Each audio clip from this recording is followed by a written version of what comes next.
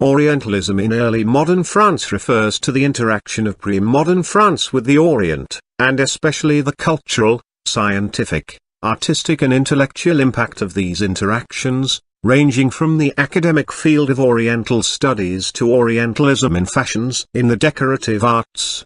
The first attempts to study Oriental languages were made by the Church in Rome, with the establishment of the Studia Linguarum in order to help the Dominicans liberate Christian captives in Islamic lands. The first school was established in Tunis by Raymond Peneforti in the 12th and early 13th century. In 1311, the Council of Vienne decided to create schools for the study of Oriental languages in the universities of Paris, Bologna, Oxford, Salamanca and Rome. From the 16th century, the study of Oriental languages and cultures was progressively transferred from religious to royal patronage, as Francis I sought an alliance with the Ottoman Empire. Ottoman embassies soon visited France, one in 1533, and another the following year. Guillaume Postel became the first French Orientalist after 1536. When he went to Constantinople as a member of the 12-strong French embassy of Jean de la Forêt to the Turkish Sultan Suleiman the Magnificent,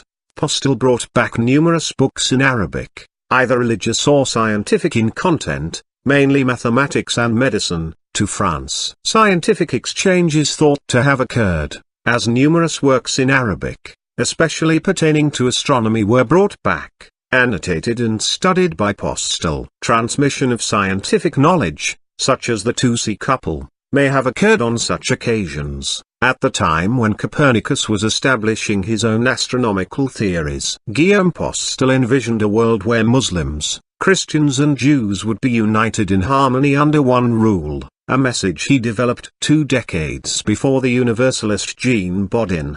He claimed that Islam was only a branch of Christianity, a simple heresy that could be reintegrated into Christianity. In his book Al-Qur'ani Selegis Mahomet et Evangelistarum Concordia Liber, 1543, Postel also studied languages and sought to identify the common origin of all languages. Before Babel, he became professor of mathematics and Oriental languages, as well as the first professor of Arabic, at the College Royal. In 1547, a second embassy was sent by the French king to the Ottoman Empire, led by Gabriel de Lutz. The embassy included numerous scientists, such as the botanist Pierre Billon, naturalist Pierre-Gilles d'Albi, the future cosmographer André Thibaut, philosopher Guillaume Postel, traveller Nicolas Duneling, or the cleric and diplomat Jean de Montluc, who would publish their findings upon their return to France and contribute greatly to the early development of science in France. Political studies. Knowledge of the Ottoman Empire allowed French philosophers to make comparative studies between the political systems of different nations. Jean Bodin, one of the first such theorists, declared his admiration for the power and administrative system of the Ottoman Empire. He presented as a model Turkish frugality, the Ottoman system of punishments for looting, and promotion on merit in the Janissaries. Such views would be echoed by 18th-century comparative works such as Lesbian Turk or the Lettres Persanes. The arts. French novels and tragedies were written with the Ottoman Empire as a theme or background. In 1561, Gabriel Baunin published La Sultane, a tragedy highlighting the role of Roxlane in the 1553 execution of Mustafa, the elder son of Suleiman. This tragedy marks the first time the Ottomans were introduced on stage in France. Turquerie and chinoiserie were notable fashions that affected a wide range of the decorative arts. Oriental studies continued to take place towards the end of the 16th century, especially with the work of Savary de Brives, also former French ambassador in Constantinople. Brives spoke Turkish and Arabic and was famed for his knowledge of Ottoman culture. Through his efforts, capitulations were signed between Henry IV of France and Sultan Ahmed I on the 20th of May 1604, giving a marked advantage for French trade, against that of the English and the Venetians. In these capitulations, the protection of the French king over Jerusalem and the Holy Land is also recognized. Brives was interested in establishing an Arabic printing press under his own account in order to introduce Oriental studies in France. He had Arabic, Turk, Persian and Syriac types cast while in Istanbul. He also brought to France a large collection of Oriental manuscripts. These excellent types followed those of Guillaume Labey at the end of the 16th century. While in Rome he set up a publishing house, the Typografia Severiana, through which he printed a Latin-Arab bilingual edition of a Catechism of Cardinal Bellarmino in 1613, as well as in 1614 an Arabic version of the Book of Psalms. For the editorial work and the translations, Breves used the services of two Lebanese Maronite priests, former students of the Maronite College, Gabriel Sanita, Jibril Az-Sayuni, and Victor Silak, Nasrallah Shaykh al-Ahwari. In 1610–11, Al-Hajjari, a Moroccan envoy to France, met with the Orientalist Thomas Urpenius in September 1611 in Paris, and taught him some classical Arabic. Through the introduction of Urpenius, Al-Hajjari also met with the French Arabist Hussein Hubert d'Orléans, who had been a court physician for Moroccan ruler Ahmad al-Mansour in Marrakech from 1598 to 1601. A protégé of Savary de Breves, André Duraya published the first ever translation of the Quran in a vernacular language, L'Al-Quran de Mahomet, 1647, and published in the West the first piece of Persian literature Gulistan, 1634. According to McCabe, Orientalism played a key role in the birth of science and in the creation of the French Academy of Sciences. France started to set up numerous consulates throughout the Ottoman realm, in Tripoli, Beirut, Alexandria, and Chios. Intense trade also started to develop, centered on the city of Marseille, called the Door of the Orient. In Egypt, French trade was paramount, and Marseille was importing in large quantities linens, carpets, dyes, hides, leather, or waxes. In 1682, the Sultan of Morocco,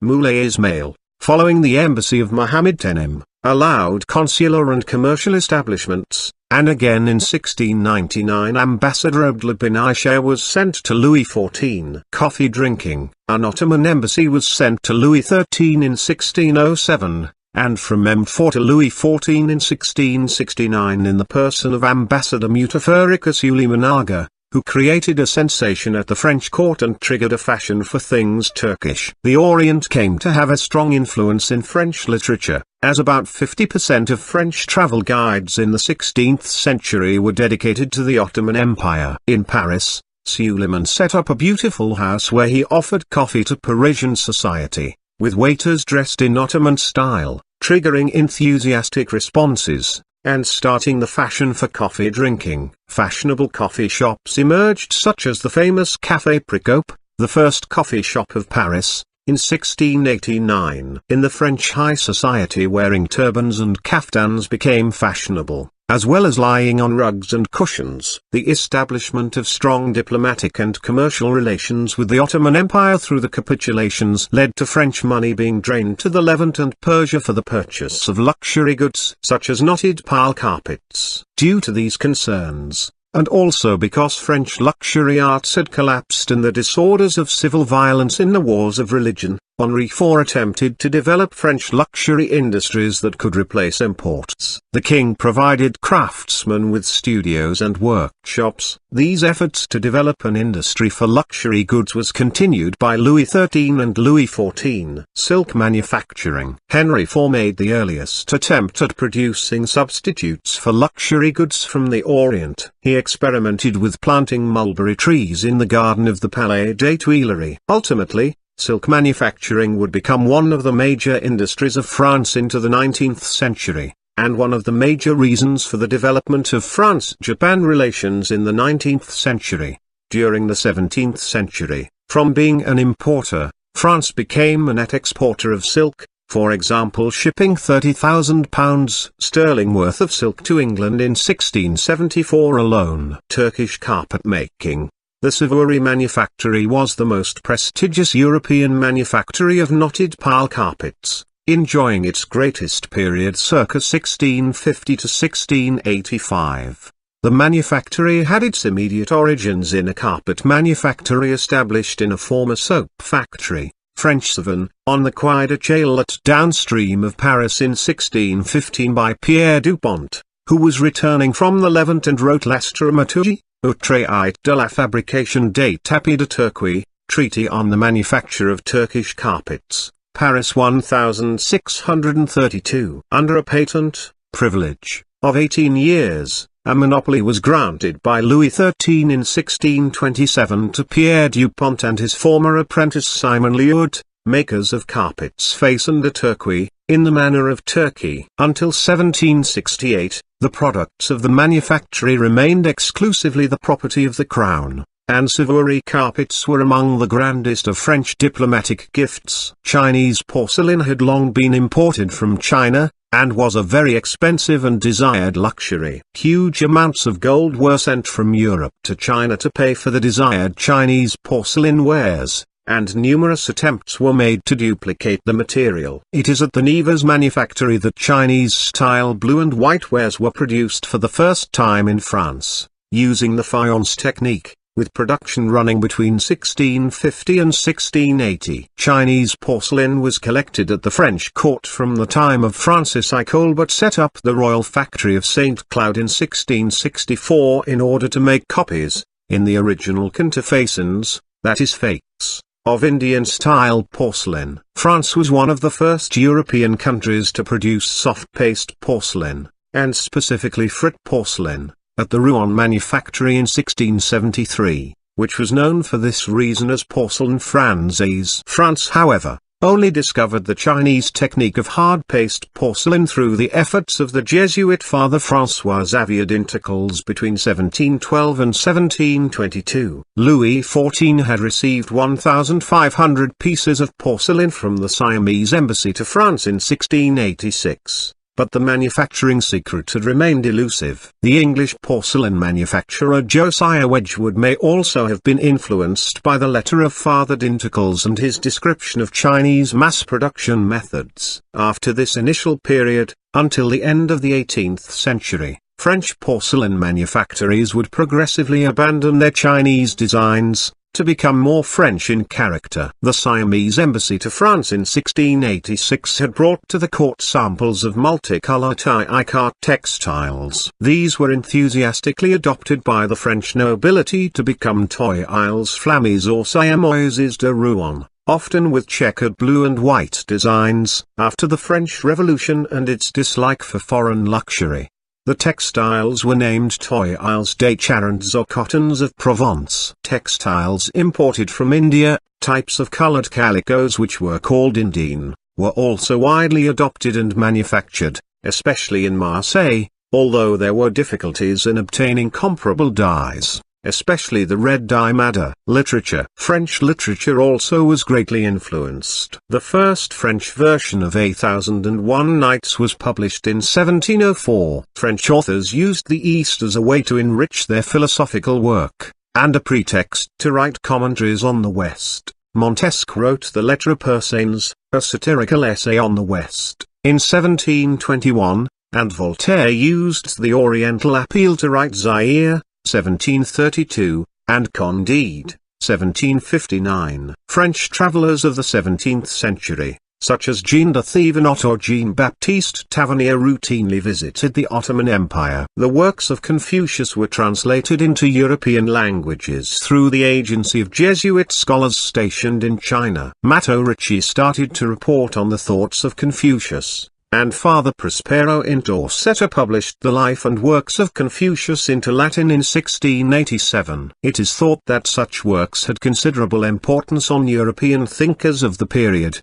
particularly among the deists and other philosophical groups of the Enlightenment who were interested by the integration of the system of morality of Confucius into Western civilization. In particular, cultural diversity with respect to religious beliefs could no longer be ignored. As Herbert wrote in De Religion Laïci, 1645, many faiths or religions, clearly, exist or once existed in various countries and ages, and certainly there is not one of them that the lawgivers have not pronounced to be as it were divinely ordained, so that the wayfarer finds one in Europe, another in Africa, and in Asia, still another in the very Indies. Visual arts. By the end of the 17th century, the first major defeats of the Ottoman Empire reduced the perceived threat in European minds, which led to an artistic craze for things Turkish, Turquerie, just as there was a fashion for Chinese things with chinoiserie, both of which became constitutive components of the Rococo style. Orientalism started to become hugely popular,